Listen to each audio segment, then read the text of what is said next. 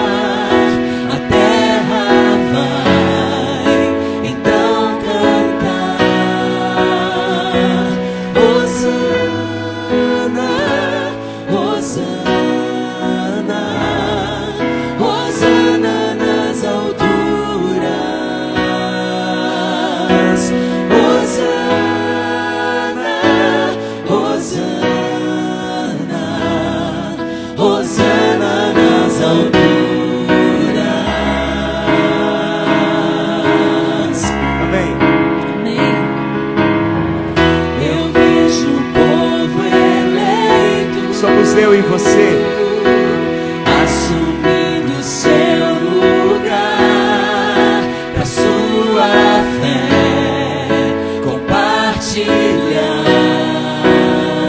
Eu vejo o avivamento do povo de Deus. Eu vejo o avivamento quando o teu povo orar e te buscar. Hosana nas alturas. Hosana, Hosana,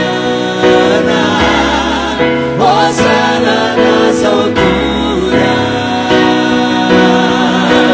Hosana, Hosana,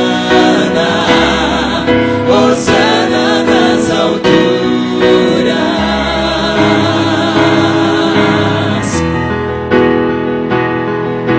Sujou o nosso coração, mas Deus pode limpá-lo e de uma vez por todas. Cante, limpa o meu coração. Limpa o meu coração. Abre os meus olhos para que eu possa ver com o amor que tens por mim. Te amo.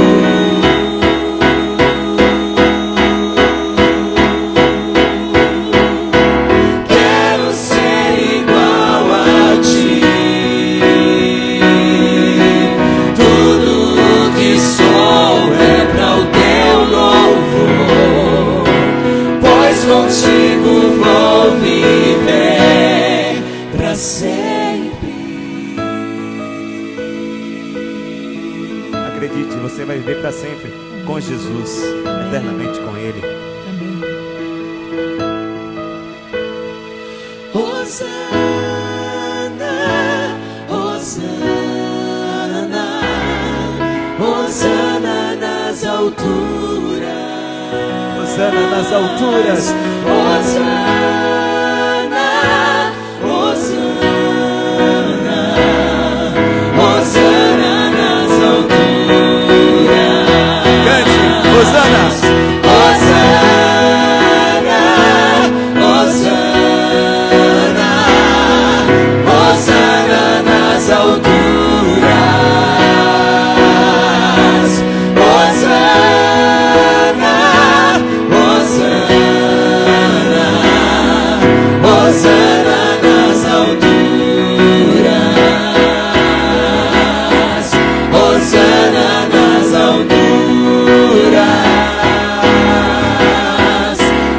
Hosana nas alturas, Hosana nas alturas.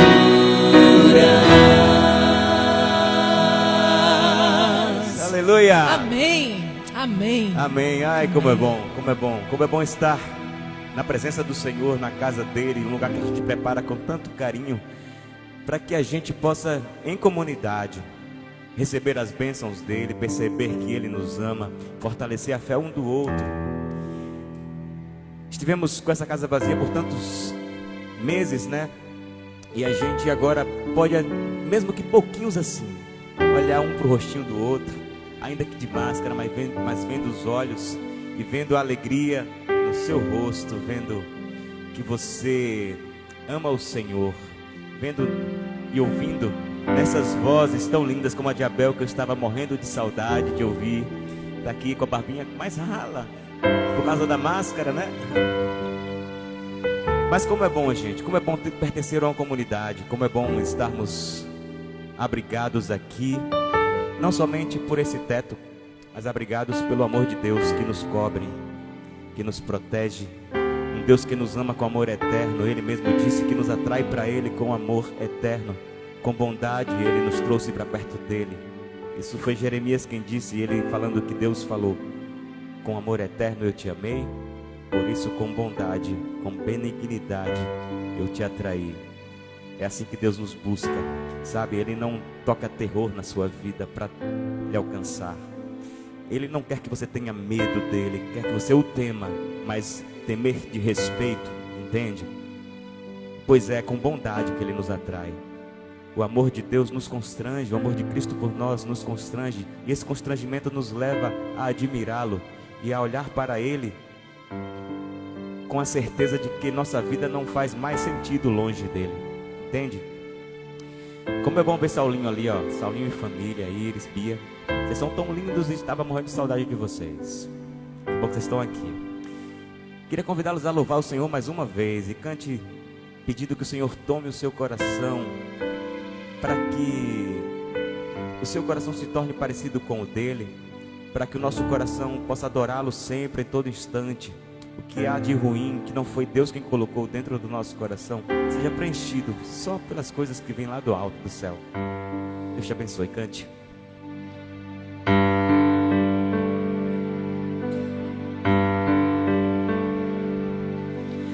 Esse é o meu desejo. Diga para ele, pode falar. Senhor, te honrar com meu coração, te adorar.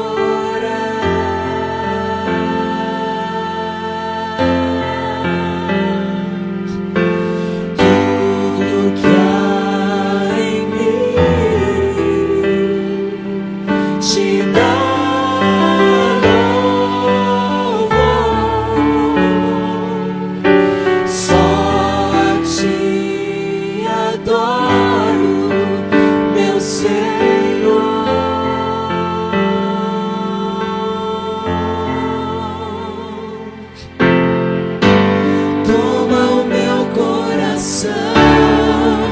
e toda minha alma. Eu vivo só pra ti, sempre que eu respirar, cada vez que eu acordar. Clame, peça. Faz teu querer em mim. Aleluia. Cante tudo de novo, cante.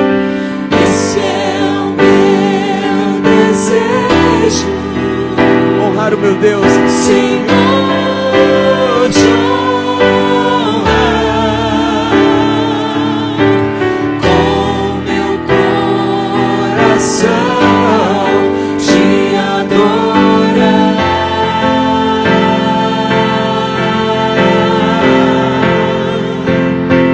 Tudo que há em mim, Tudo. te dá louvor.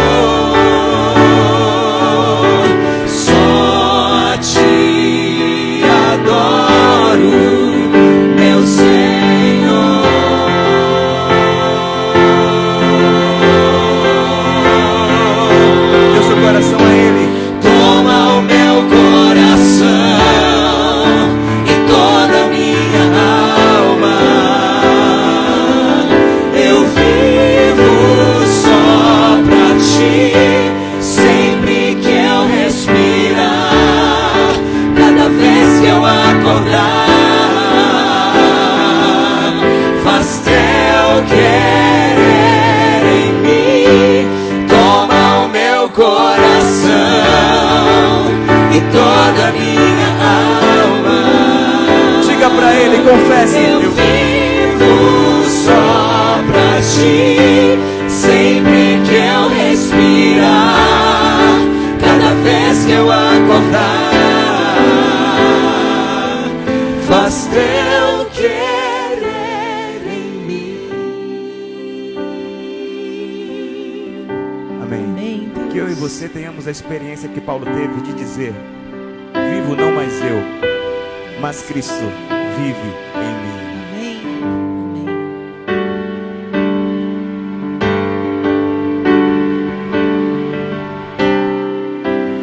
Eu viverei,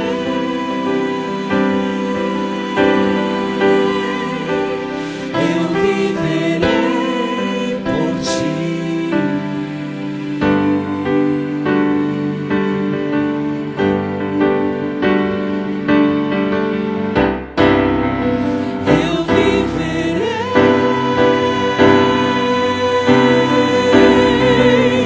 Eu viverei por ti.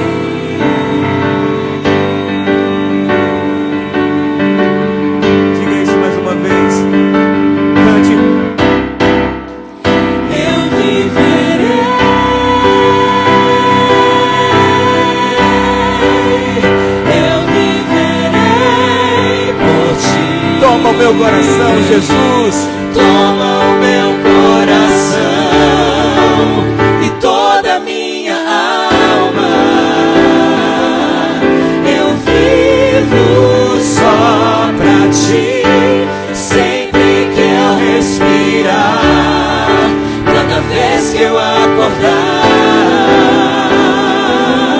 faz teu querer em mim, toma o meu coração e toda a minha alma.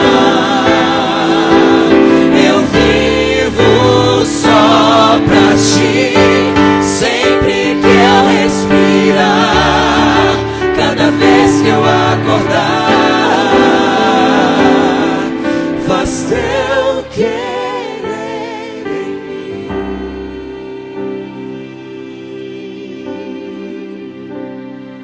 Amém, Senhor Deus.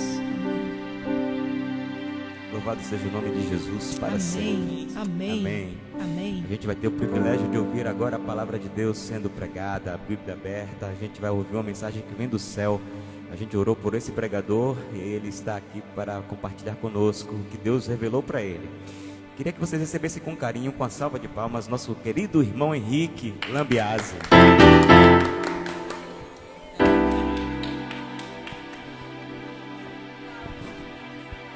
Bicho bonitão, né? O Massa que é um pregador ainda bonito, né? Pode tirar? Eu agradeço, né? Então deixa eu tirar aqui. Gente, por mim eu acho que não precisava mais de mensagem. Uma comunidade com esse vocal realmente faz a gente aproveitar e se sentir um pouco no céu, né? Tava ali cantando, de olho fechado, e só imaginando o dia que a gente vai estar lá no céu, cantando com os anjos e louvando ao nosso Deus face a face, né? Antes de iniciarmos, vou convidar vocês para fazer uma oração, porque para mim é muito importante quando a gente assume esse lugar, porque aqui nós somos imperfeitos, vasos de barro, que precisamos ser usados por algo que é santo, e por isso precisamos dedicar a nossa vida, a nossa voz, para que o Espírito Santo possa nos utilizar. Então vamos curvar nossas frontes. Grandioso Pai que habita nos céus, assim como a música disse, eu lhe peço que nesse momento, Senhor, como instrumento teu, imperfeito, do jeito que sou, o Senhor possa tomar o meu coração, que o Senhor possa tomar a minha vida, para que aqui saiam palavras somente inspiradas pelo teu Santo Espírito, e que essa mensagem possa encontrar guarida em nossos corações. É o que pedimos. Por Jesus. Amém. Uma das coisas que mais me chama a atenção quando eu começo a ler os evangelhos e vejo a vida de Jesus é o ministério, é o amor inclusivo de Cristo para com o homem. Lendo os evangelhos, a gente vê vários momentos em que Cristo sentou com publicanos, com pecadores, com prostitutas. E isso causava um impacto para a liderança religiosa daquela época. Isso incomodava muito os fariseus. Prova disso a gente vê em Lucas 29, Lucas 5, 29 a 32. Quem tiver com sua Bíblia, pode acompanhar. Obrigado. Então, lhe ofereceu Levi um grande banquete em sua casa, e numerosos publicanos e outros estavam com ele à mesa. Os fariseus e seus escribas murmuravam contra os discípulos de Jesus, perguntando: por que comeis e bebeis com os publicanos e pecadores? Respondeu-lhe Jesus: os sãos não precisam de médico, e sim os doentes. Não vim chamar os justos, e sim pecadores ao arrependimento. Como poderia um homem desse, que andava com pecadores, de repente aparecer em meio à multidão e dizer: sou eu, o Filho de Deus, eu sou o Messias que veio salvar o mundo? Às vezes, a gente, lendo as Escrituras, a gente condena as atitudes dos fariseus, dos líderes religiosos daquela ocasião. A gente condena eles questionarem a divindade de Jesus Cristo. Eles tinham o conhecimento da lei, todo o conhecimento da lei. Mas eles não entendiam, não conseguiam compreender a profundidade do seu propósito. Viviam uma religião formal baseando a salvação nos métodos das suas próprias atitudes. Porém, a Bíblia diz em Romanos 3:23, pois todos pecaram e estão destituídos da glória de Deus. E quando eu estava lendo ontem para trazer essa palavra para vocês, eu estava pensando, e se aquele tempo fosse hoje? Qual seria a minha reação? Qual seria a nossa reação como comunidade, como a igreja que espera o Salvador? Vocês já pararam para imaginar? Então vamos tentar contextualizar nos nossos tempos atuais. Vem uma pessoa de fora que anda com drogados, com prostitutas, com ladrões, políticos. E de repente entra aqui, nossa comunidade diz: eu sou o Filho de Deus. Eu vim libertar vocês. Eu vim trazer a graça que vai trazer a salvação para a vida de vocês. Eu sou o caminho, a verdade e a vida. Vocês já pararam para imaginar o impacto que isso iria trazer? Será que nós reagiríamos diferente dos fariseus? Sinceramente, quando olho para mim e quando leio a história, eu me enquadraria no grupo dos fariseus. É difícil a gente compreender a profundidade da personalidade, do caráter e do amor de Cristo para com o pecador. Prova disso, vamos ler o que tem em Lucas 19, 1:10. Todos conhecem essa história. É a história de Zaqueu. Lucas 19, 1:10. Zaqueu publicano. Entretanto, em Jericó, atravessava Jesus a cidade. Eis que um homem chamado Zaqueu, maioral dos publicanos e rico, procurava ver quem era Jesus, mas não podia, por causa da multidão, por ser ele de pequena estatura. Então, correndo adiante, subiu a um sicômoro, a fim de vê-lo, porque por ali havia de passar.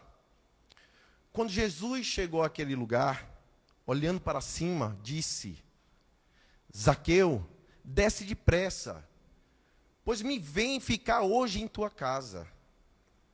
Ele desceu a toda a pressa e o recebeu com alegria. Todos os que viram isto murmuravam, dizendo que ele se hospedara com um homem pecador. Entre mentes, Zaqueu se levantou e disse ao Senhor: Senhor, resolvo dar aos pobres a metade dos meus bens, e se em alguma coisa tenho defraudado alguém, restituo 4 vezes mais. Então Jesus disse: hoje houve salvação nessa casa, pois que também este é filho de Abraão, porque o Filho do Homem veio buscar e salvar os perdidos. Imagine você, Jesus passando, várias pessoas na expectativa de receber o Salvador, e Cristo, de uma forma surpreendente, vai e decide ficar na casa do publicano, uma das pessoas mais odiadas na época, cobrador de impostos. Uma multidão queria hospedá-lo, queria recebê-lo, mas Cristo olha para cima e vê Zaqueu e decide ir para a casa dele. O olhar de Cristo, gente, é completamente diferente do olhar que nós temos como pecadores e como seres humanos. Cristo, ele não olha para a gente de fora para dentro. O olhar de Cristo, ele enxerga não o que somos, mas o que podemos nos tornar sob a influência do Espírito Santo. E Zaqueu, naquele momento, além de receber o Messias na sua casa, recebeu a salvação do próprio Jesus. Como servos de Deus e obreiros dele, nessa obra de salvação, porque o ser humano tem a sua parte no plano da salvação. Eu fico imaginando quão longe eu estou desse propósito. De olhar para o meu próximo, enxergando o que ele pode ser com a influência do Espírito Santo. Algum tempo atrás, eu recebi uma ligação de um amigo meu, e ele estava muito desesperado, ele chorava, estava chorando muito, muito. E ele falava do outro lado, em meio a soluços: eu estou perdido, para mim não tem mais salvação, eu estou perdido, Henrique. Eu falava: calma, o que é que você tem? Vamos conversar. Não, Henrique, eu estou perdido, não tem salvação mais para mim, não tem mais jeito. E eu falei: vamos nos encontrar, eu quero conversar com você, vamos nos falar. Eu vi que aquele jovem estava muito transtornado, estava sem direção e realmente muito abalado emocionalmente.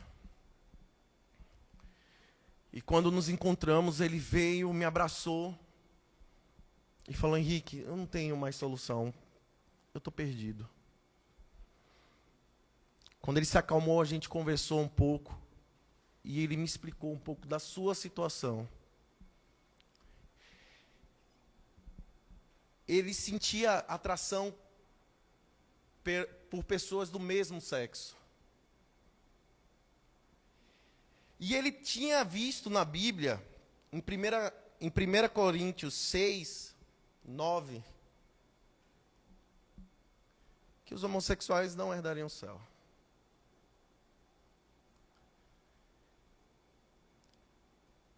E o diabo, ele é sujo. O pecado, ele faz com que a gente acredite que não há mais solução na nossa vida. E era assim que ele se encontrava. Ele se achava perdido e sem solução. E muitas ideias se passavam pela cabeça dele. A primeira era que estava perdido. A segunda, ele indagava muito. Mas Henrique, será que é uma predestinação? O que é isso? Por que eu sou assim? Eu não queria ser assim. Mas por que eu sou assim? É muito forte.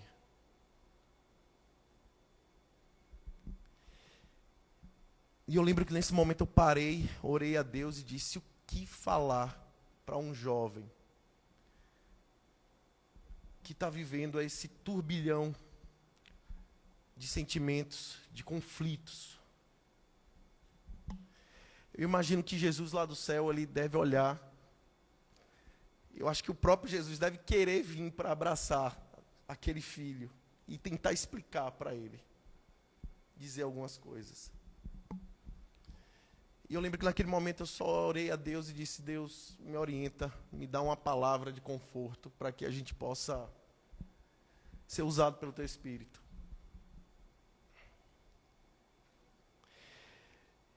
E a primeira coisa que eu falei para ele era o seguinte: cada indivíduo tem um espinho na sua carne. Cada um, se você parar e olhar bem, se você olhar para a sua vida, você vai identificar qual o pecado que está sendo acariciado em nosso coração. E cada um vive a sua própria luta. E que para Deus não existe pecado ao qual Ele não possa resgatar.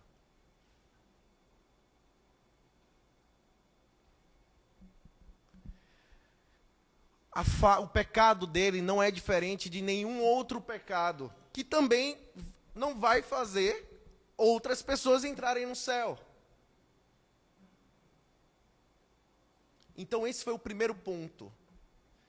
Logicamente, as consequências pelo envolvimento social torna algo mais público e a pessoa sofre mais com isso. Mas que para Deus qualquer pecado pode ser perdoado.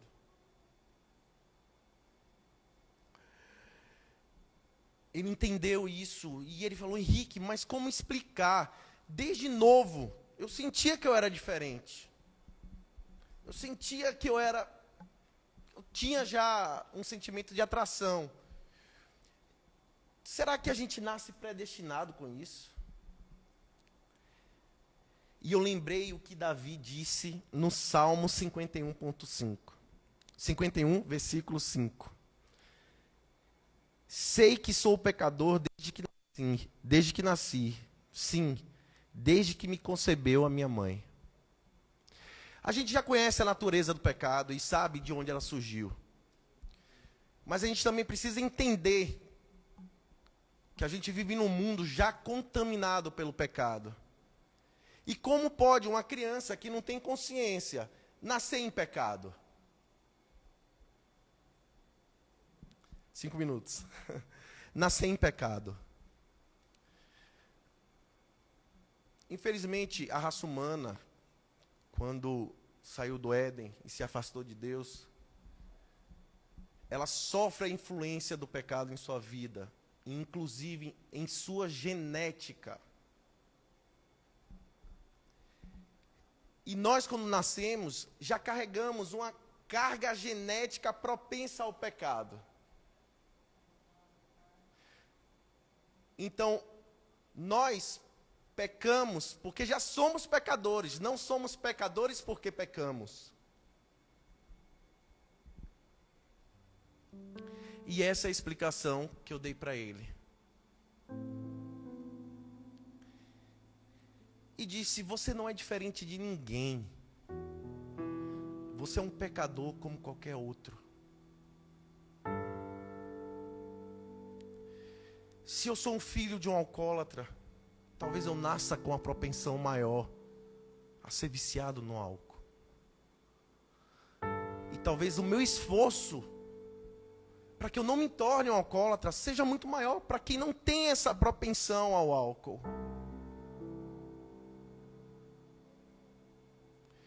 E só tem uma maneira da gente conseguir vencer.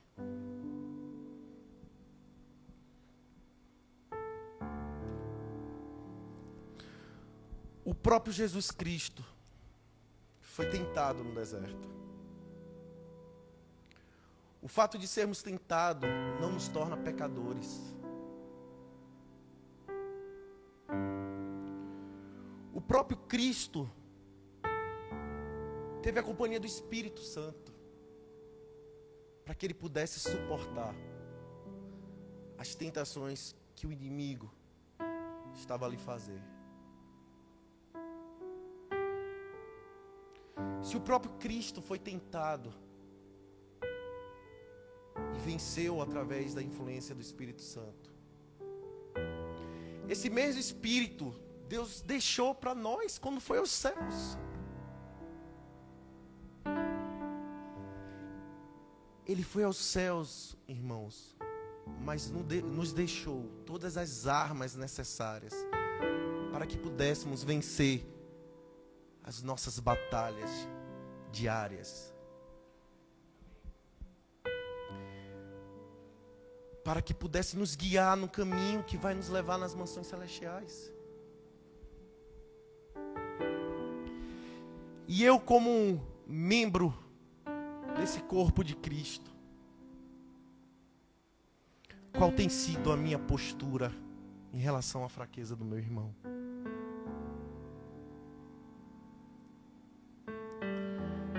Deus, Cristo, Ele veio mostrar um amor totalmente inclusivo ao pecador, porém não permissível ao pecado. E nós, como seus obreiros, precisamos entender a nossa participação nessa obra de resgatar as ovelhas perdidas de Cristo. Quantos irmãos saíram já da igreja e nunca mais vimos? Por onde andam? Talvez um olhar, uma crítica.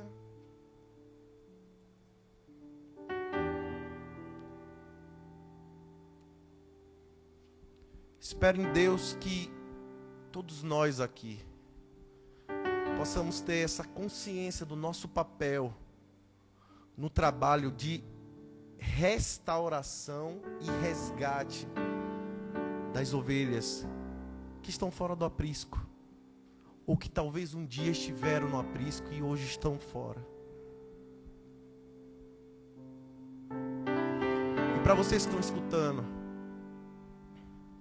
não existe pecado, não existe distância a qual o braço de Jesus não vai lhe resgatar. Você tem um céu a ganhar. E isso é o que importa. Venha tropeçando, mas volte para o braço de Jesus. Que nesse momento o Espírito Santo possa tocar o seu coração, para você retornar a esse braço cuidadoso do nosso Pai Celestial. E que um dia a gente possa nos encontrarmos lá no céu, porque lá é o lugar que Deus quer nos levar. Que Deus abençoe a todos e que nós, como obreiros de Cristo, possamos ajudá-lo nessa obra de resgate das suas ovelhas perdidas. Vamos fazer uma oração? Grandioso Pai que habita nos altos céus, Senhor. Sendo pecadores, sendo obreiros teus, Senhor. Só podemos fazer algo de bom quando estamos sob a influência do teu Santo Espírito, Pai. Por isso que eu lhe peço, Senhor, que Ele possa encontrar guarida em nossas vidas a cada dia. Que Ele possa encontrar, Senhor, morada em nossas vidas, que Ele possa influenciar as nossas atitudes. E que Ele possa nos inspirar, Senhor, para fazermos o Teu trabalho e abreviarmos o quanto antes o Teu retorno, Pai. Nos utiliza como os teus servos, Senhor. Nos ajuda nessa obra. Fica conosco e nos abençoe. Por Jesus. Amém.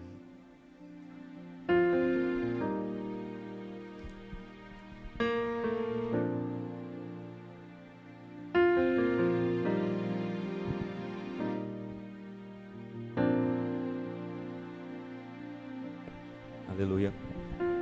Obrigado, Henrique, pela palavra trazida, pela reflexão. Nós todos somos diferentes, mas estamos sob a mesma condição, né? Diz a palavra de Deus que todos nós pecamos, estamos destituídos da sua glória, a glória do Senhor. Outra coisa que é comum a todos nós, temos o mesmo preço. Ninguém aqui é mais caro ou mais barato que o outro. Todos custamos o sangue de Jesus. O mesmo preço nós temos. E é um preço incalculável. Quando a gente olhar para o irmão caído, que a gente lembre que Jesus derramou seu sangue por ele que caiu. E nós que queremos ser representantes desse Jesus, precisamos fazer como ele, estender a mão, levantar o nosso irmão e seguir com ele. A gente vai participar do momento especial, o momento do ofertório, de entregar o dízimo, a oferta. A gente não está passando a caixinha por vocês, mas vocês podem, em qualquer momento da canção, da música, levantar e ir lá no baúzinho, ó, o baúzinho está ali atrás, perto da janela da cozinha. Coloca a tua oferta, que Deus te abençoe. Cante com a gente, Meu Respirar.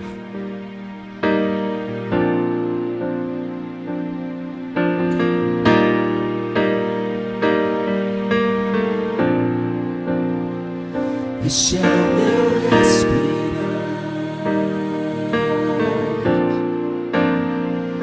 este é o meu respirar,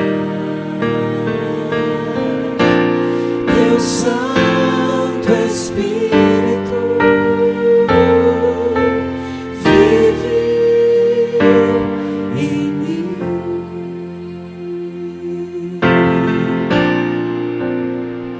E este é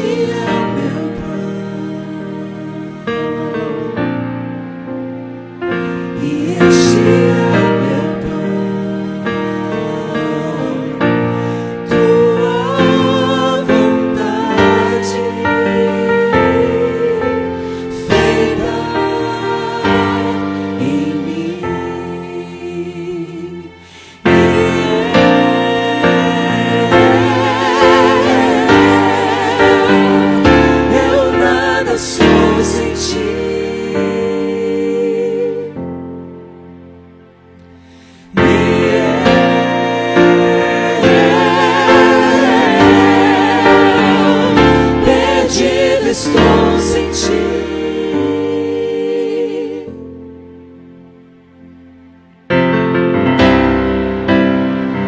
Este é o meu respirar, este é o meu respirar. Santo Espírito de Deus, Teu Santo Espírito dirigindo minha vida a cada passo que eu dou. vive em mim.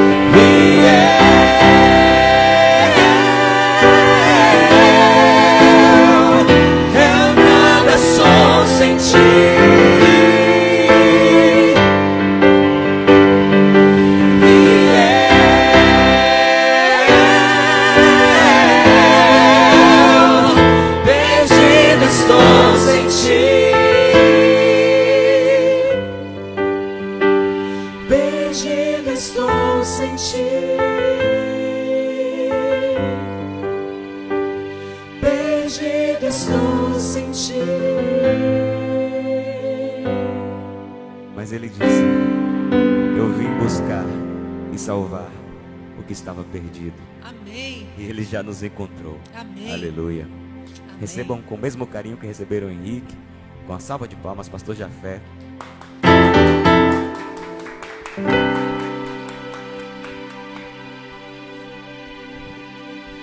Não precisa não. Saudade de vocês, viu? Vê se... Pô, Abel, me dá um abraço aqui, rapaz. Brincadeira, Abel. É brincadeira, viu, Abel? Obrigado. Saudade de Abel. Todo sábado, né?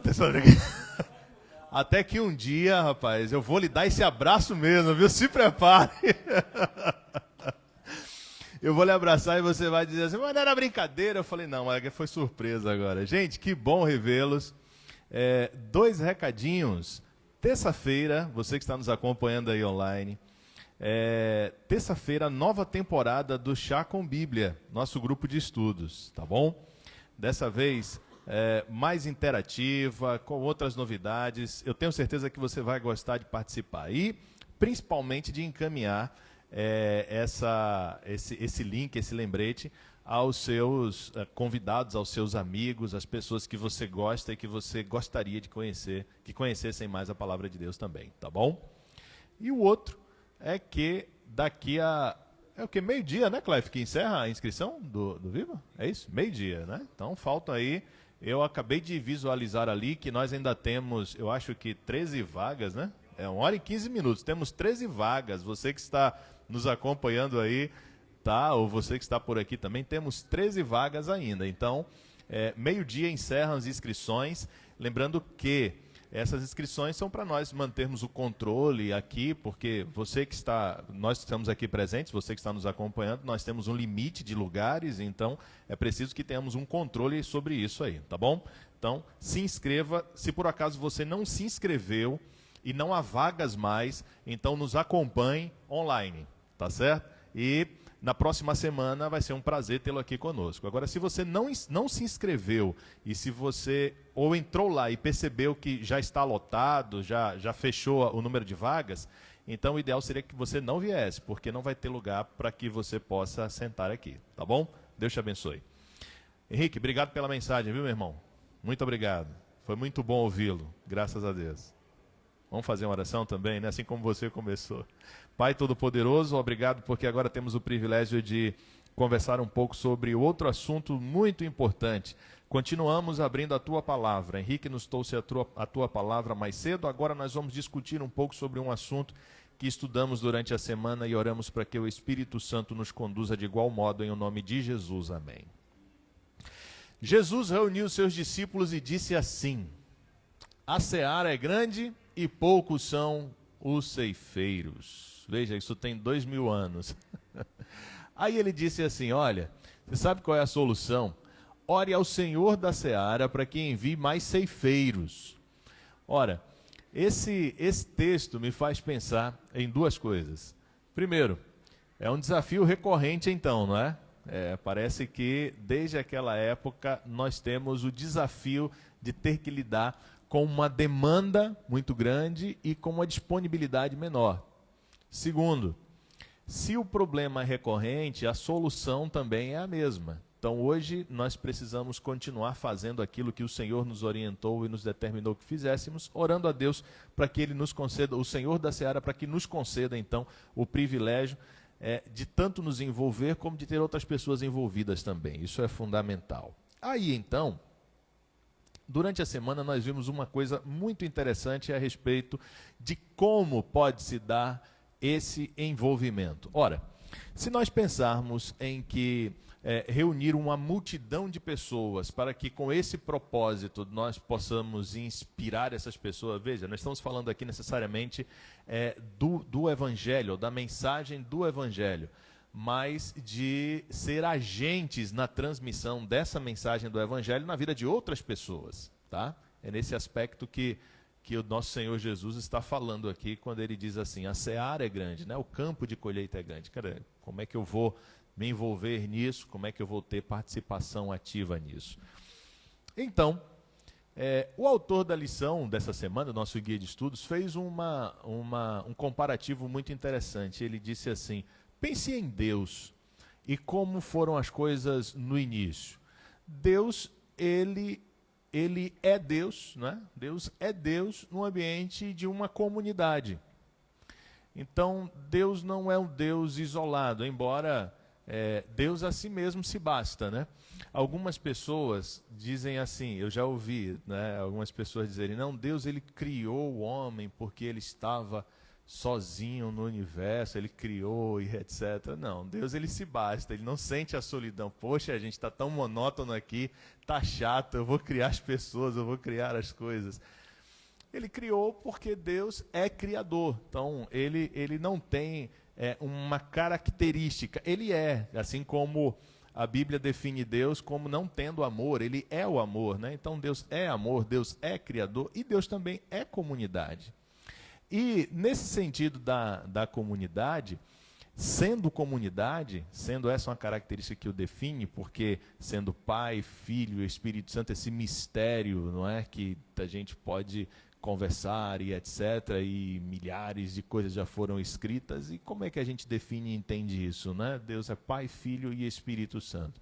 Então, uma vida comunitária. Então, ele, quando cria o ser humano, ele cria o ser humano com características divinas, dentro de sua limitação. E o homem também foi criado, porque Deus o homem foi criado para para viver nesse ambiente comunitário também. Então, isso é importante para nós, certo? Quando nós falamos em comunidade, aí nós pensamos nesse ambiente aqui que nos encontramos semanalmente para conversar, estudar a Bíblia, não é? No entanto, existe uma necessidade que talvez não possa ser suprida completamente aqui. Ora, várias vezes quando nós terminamos aqui o nosso encontro, principalmente à noite, mas de manhã acontece também, algumas pessoas dizem, pastor, eu gostaria de falar com você um pouco. E nós não temos, às vezes eu não tenho condições de falar com todas as pessoas e a gente acaba agendando durante a semana. Eu vou aqui para a salinha do Bíblia Fácil e a gente passa aqui um tempo conversando, depois uma outra pessoa e uma outra pessoa. Esse ambiente aqui, ele fornece um propósito. No entanto, existe a necessidade de nós criarmos outros momentos para olharmos melhor nos olhos uns dos outros e tirar alguns elementos de distanciamento, como, por exemplo, essa mesa e etc., a estrutura, o horário, apenas sentar um em frente ao outro e dizer assim, então, como é que vão as coisas? Né? Como é que estão as coisas? Como é que está a família? Como é que está a vida e etc. Moisés, ele atendia o povo de Israel, sendo ele o líder e atendendo a todas as pessoas. O seu sogro, Jetro, achou aquela forma de contato estranha. Não lhe foi assim algo comum ver aquilo e dizer assim, não, está tudo bem, assim é um ótimo método. E ele disse assim, olha, isso dá muito trabalho e você não consegue resolver algumas coisas, isso cansa todo mundo, inclusive a você. Aí ele disse assim, Jetro, não seria interessante que você fizesse o seguinte, divida as pessoas em grupos, e em grupos eles vão discutir os problemas que têm, os desafios que têm e etc. Se alguma coisa for fugir daquele meio, daquele ambiente do grupo, então pode chegar até você.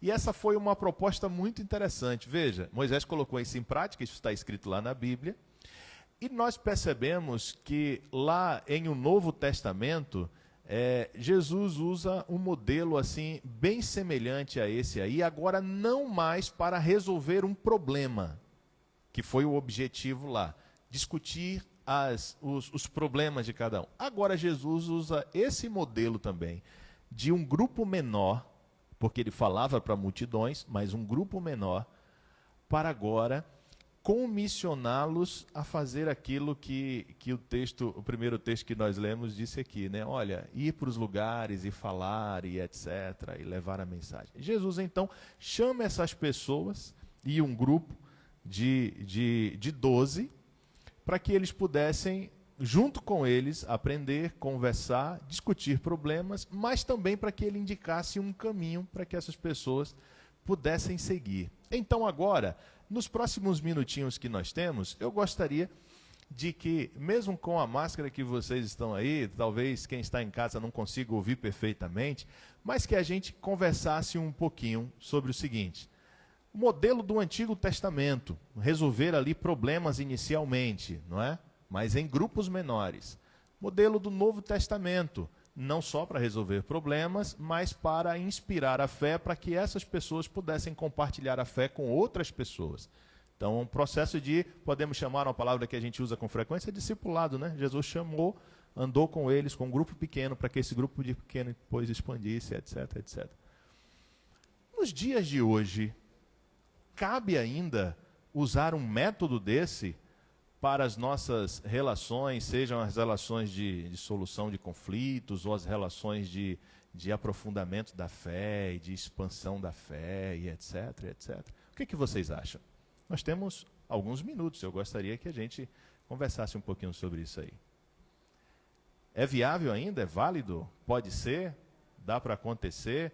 Está faltando? Henrique balançou a cabeça ali atrás, né?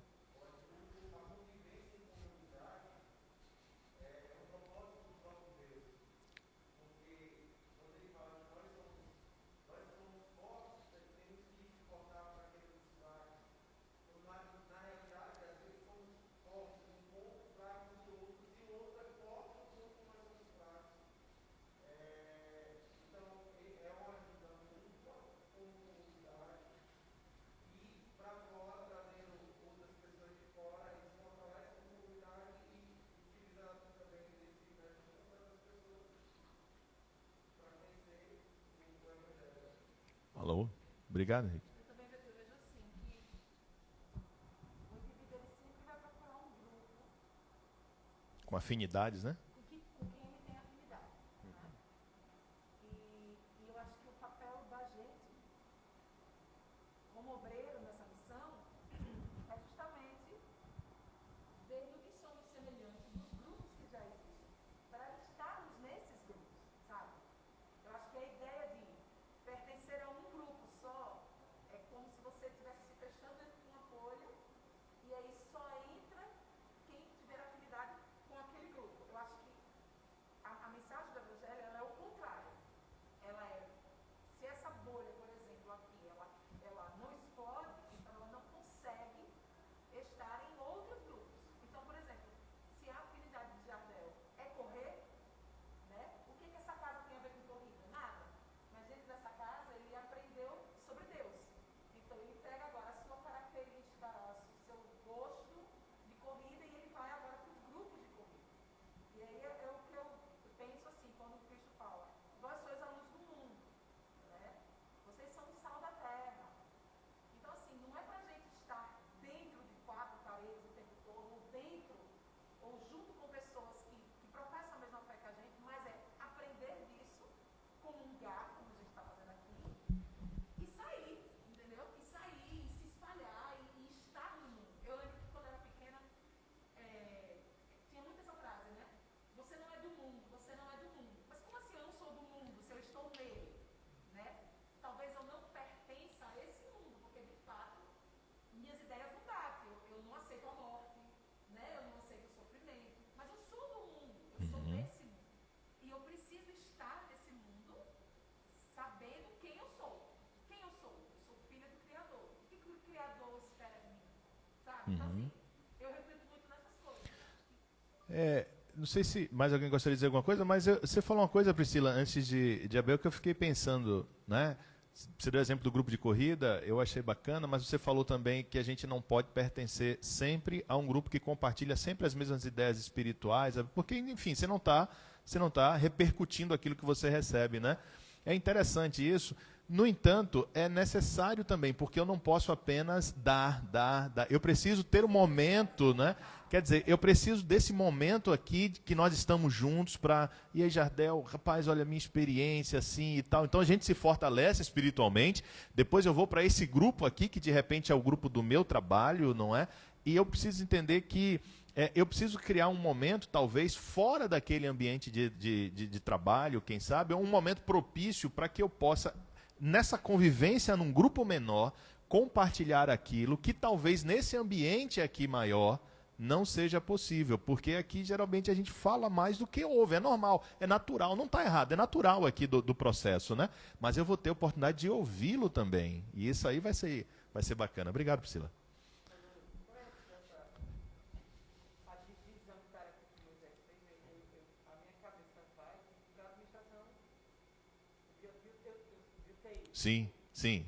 Sua área, né? É. 7 leis. Dessas UTIs, o controle é muito mais difícil do que não seja tudo, só são 10. Não que eu queira dizer que para a igreja precisa controlar, mas você tem mais tempo de conhecer o outro. Sim. Aham. Aí a importância dele, você perguntou, se é possível, eu acho que é possível, ele é a melhor forma que você tem para poder ganhar os outros. Hoje, a prova vem nessa parte. Tipo, em igrejas, as igrejas maiores têm seus papéis, mas eu acho que cada vez mais as pessoas estão entendendo que as comunidades são as melhores justamente para você pegar essa experiência e partilhar para os outros. De forma que, o Rodolfo, todo mundo se conhece. Não tem, todo mundo se conhece. É interessante, né? Quer dizer, você tem um grupo do espaço, mas você tem um grupo do louvor do espaço, tem um grupo da banda do espaço. Certo.